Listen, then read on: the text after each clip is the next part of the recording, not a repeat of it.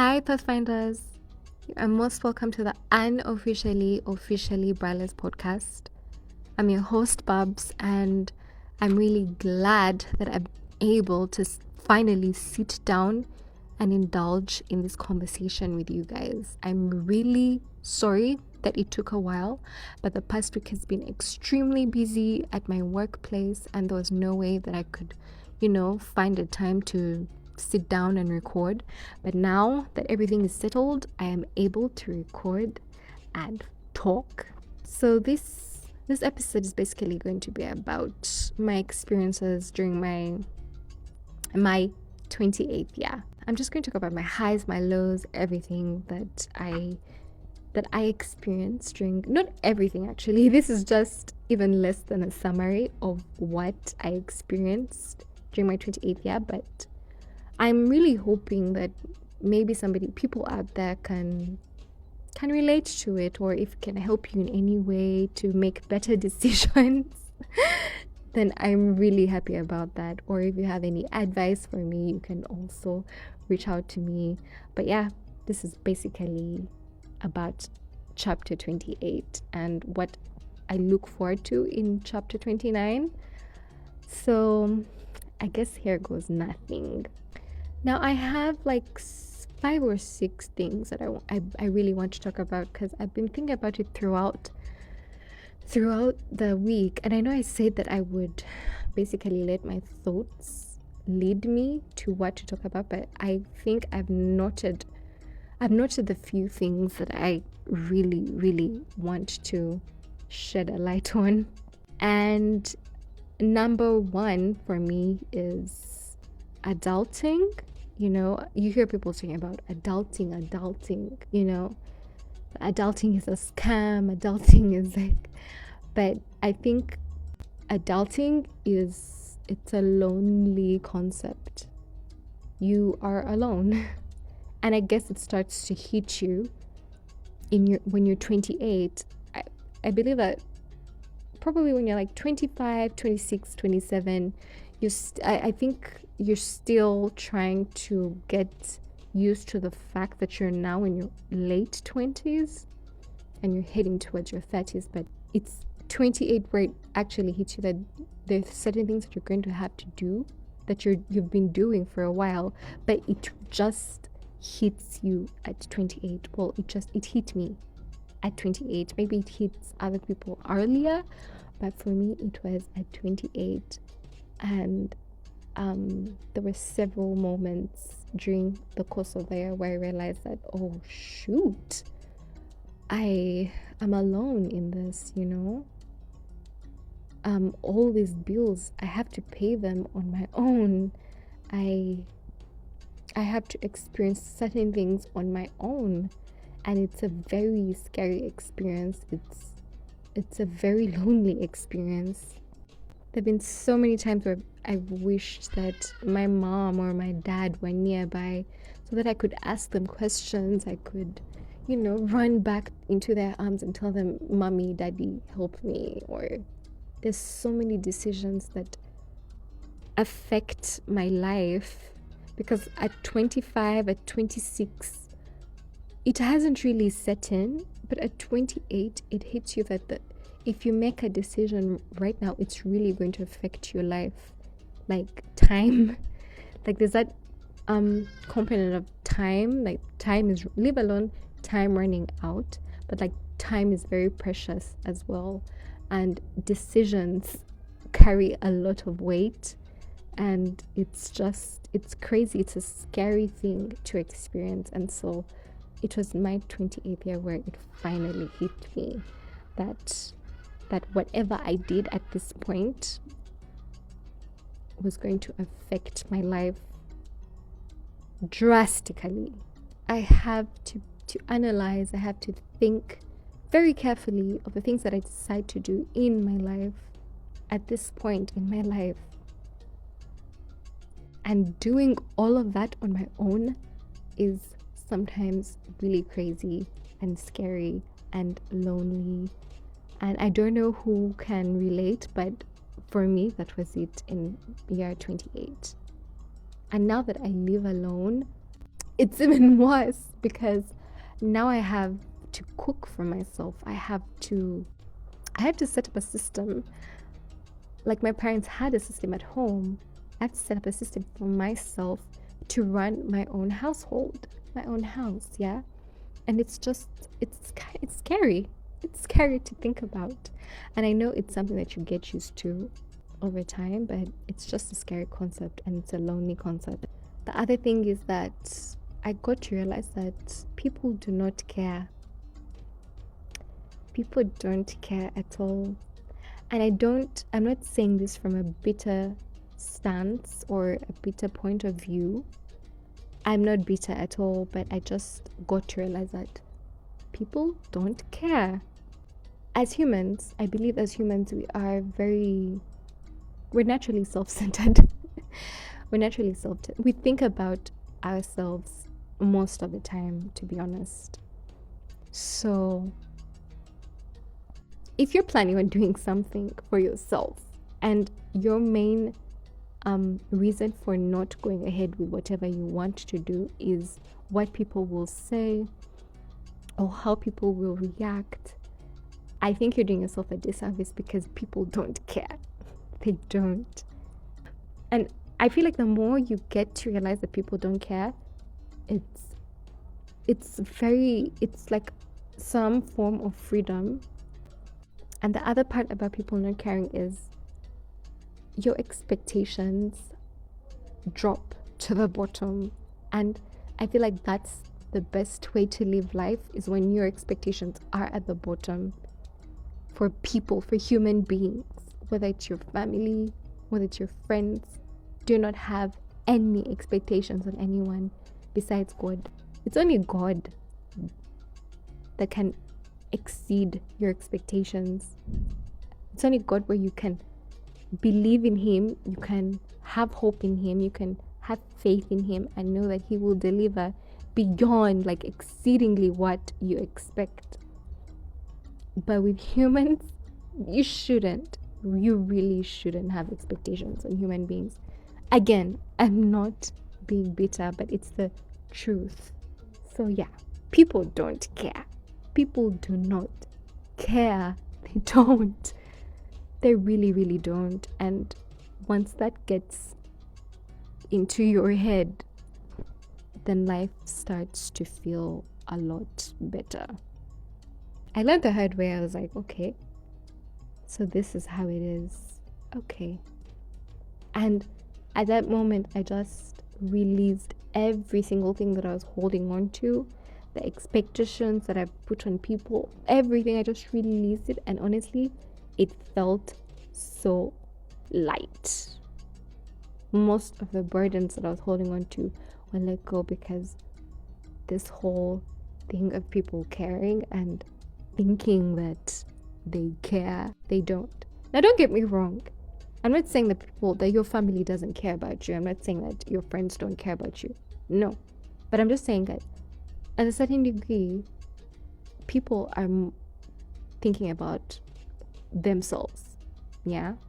People are thinking about their lives.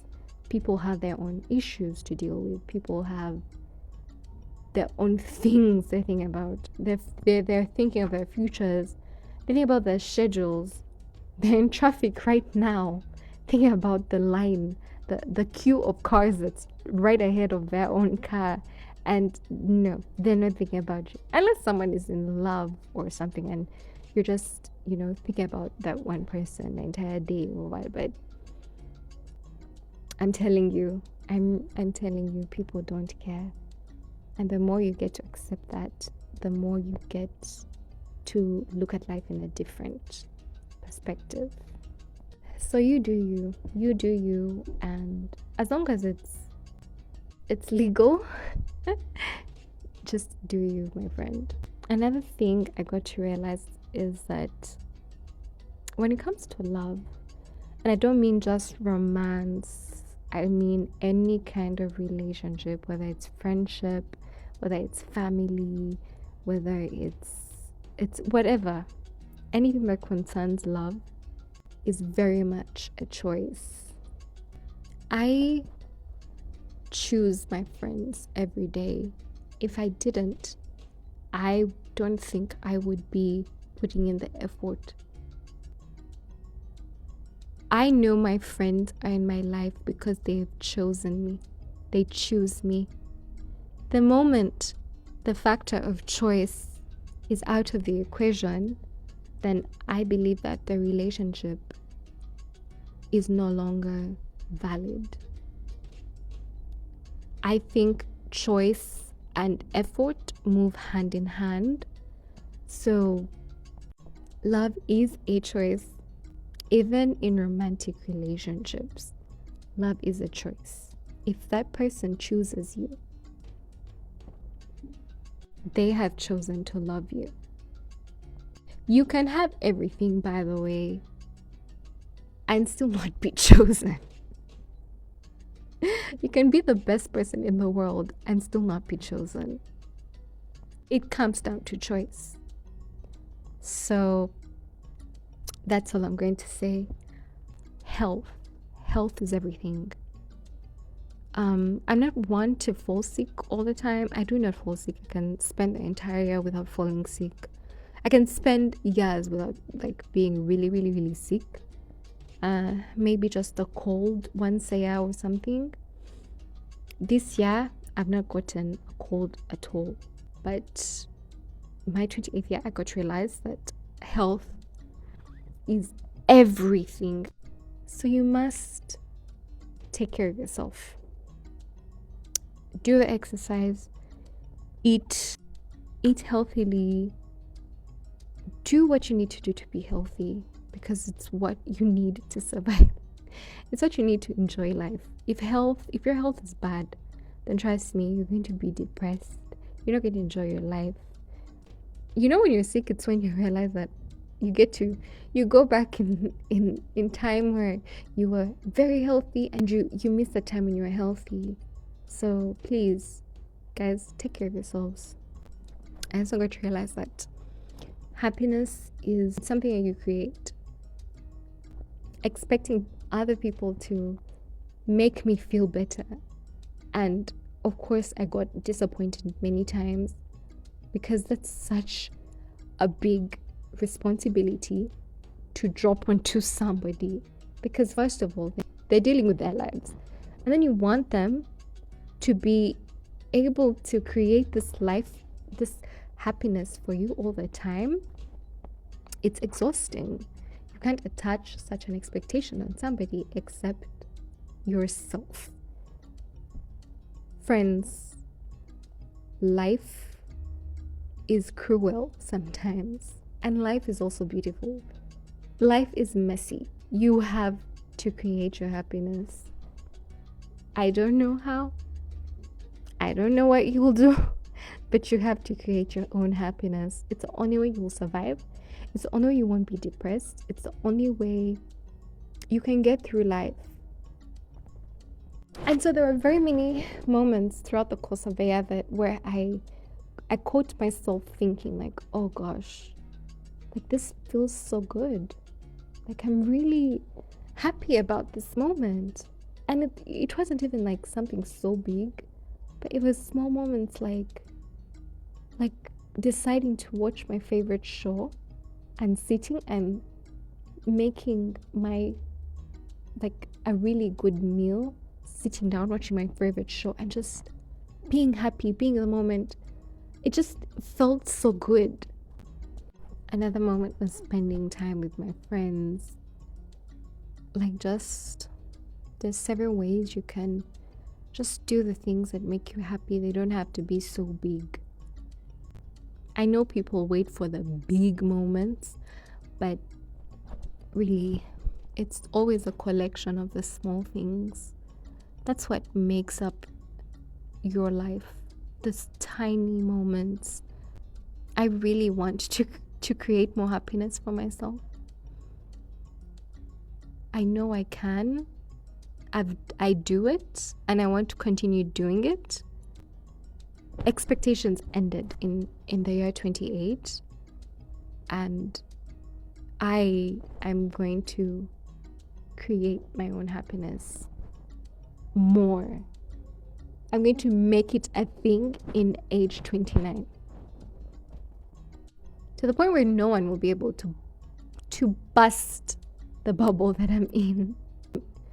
So I guess what I'm trying to say is that do not wait on anybody to make your life what you want it to be. Don't wait on anyone to make you happy. It honestly starts with you. Lastly, God is everything. You need God. You need God to get through life. Like without him, you're practically nothing. You're zero. Zero is even an understatement. You need God for everything. He should be the center of every aspect in your life. I got to realize that the times where I took long to go back to him, I felt lost.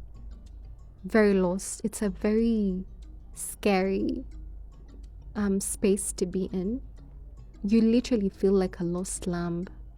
And you know what's so beautiful about that is that he's still looking after you. Like, how beautiful is that? How great is that? That even in the time that you're lost, he's right there, looking after you, ready for you to just come back to him. His arms wide open. So, yeah, God is everything. With him, life is so much lighter, honestly, even in the times when you're going through adversities. He is everything. He just makes life sweet. And not to say that with him that there won't be times when you're struggling, they will be there, trust me. Being a Christian doesn't mean that you're not going to go through those things. You are. You definitely are. But there's just peace in knowing that he's right there. He's right there. He's got your back. It's very much needed in somebody's life, especially in this adulting thing. I don't know how you can do without him. In this year, I just want to really get closer to him. I fully want to immerse myself in his word. I want to be a really good representation of his kingdom. I want when people look at me, they see him. They get closer to him, to follow Jesus Christ. It's the choice I made, and it's the most perfect choice that I've ever made for myself. So yes, 28 was a good year. God came through for me so many times. I was able to travel, guys. I was able to travel twice. Not out of the country, but to other places. Imagine. I was able to do so many things. And so I'm really grateful for 28. And even in the times where I was down, I was sad, I'm also grateful for those moments because I was able to learn so many things, get lessons from those moments. I'm really thankful to God for life. I'm so thankful to him for the good health that I have, for the friends that I have, family, the opportunity that he has given me to be myself, to express myself. I'm very grateful. And so for 29, I feel it in my bones that 29 is going to be a good year for me, a fantastic year for me. I'm excited to see what God has in store for me, and I believe it's going to be amazing. Please let me know how for the people that are below 28, let me know, like if you're 27 and you're going to turn 28, what do you want for your 28th year? For the people that already turned 28 and they're like halfway through the year, you can let me know how your 28th year is going.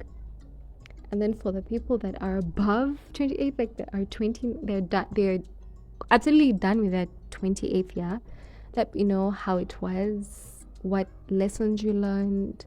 Do you have any future prospects for the next few years that are coming? And for the people that are down like you're 22, 23, you can let me know how do you envision your 28-year-old self? Yeah. So, and I have a few pathfinders that have reached out to me that have wanted me to talk about love. So I sort of had kind of decided not to take that kind of route with the podcast, but I'm going to listen to my pathfinders. I'm definitely going to have an episode where I talk about love and stuff. I am not a love doctor. I don't have any expertise, but of course, speaking from experience, because that's that's the essence of this podcast. I talk about things that I have only experienced, and I'm able to talk about something that I know. So yes, I will definitely have an episode about love. I don't know what in particular, because love is like a very broad topic, but relationships basically. So I'm thinking about what my next episode is going to be about, but I think I'm going to let it be a surprise. Yes, I know I'd say that I was going to talk about loneliness, but I'm still thinking about that, how I'm going to talk about it. But for now, I might talk about something else in the next episode. I still have to think about it, but otherwise, if you made it this far, thank you so much. Thank you to my pathfinders that keep on nudging at me, telling me, hey, when is the next episode coming out? When is the next episode coming out? Well, thank you so much. It makes me feel happy that you guys want to hear the things that I have to say. So I will see you in the next episode. Take care of yourselves. God loves you.